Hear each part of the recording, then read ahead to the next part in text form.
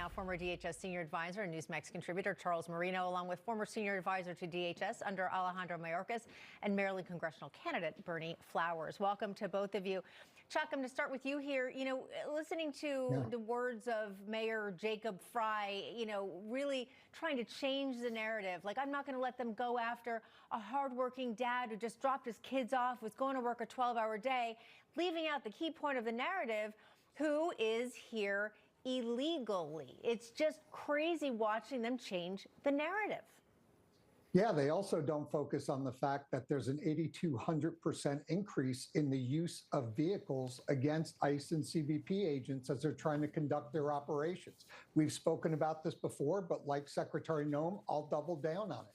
The agent that carried out this shooting was within his rights under the use of force policies, not only within DHS, but at all levels of federal, state, and local law enforcement. They all have the same policies when it comes to a vehicle being used as a threat. Further, I'd recommend to law enforcement, and this certainly applies to myself, I'm not going to be taking use of force policy advice from Tim Walz or J.B. Pritzker or Mayor Frey or Ilhan Omar. That's a good way to get yourself killed. And I'll tell you, if a law enforcement officer were to be killed, as was entirely possible in that situation, I guarantee you Governor Walz wouldn't be standing in front of wreaths to honor that law enforcement officer.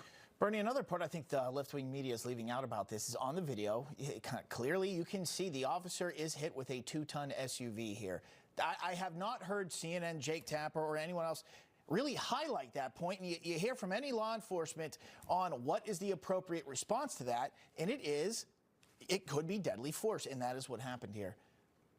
That woman weaponized that vehicle, and if he had not acted the way he did, he would be dead, and we'd be going to a funeral for a law enforcement officer. I stand by what he did. I don't see anything that would deter him from defending himself.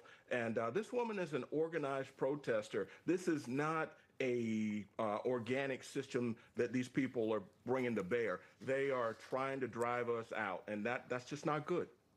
I want to show this.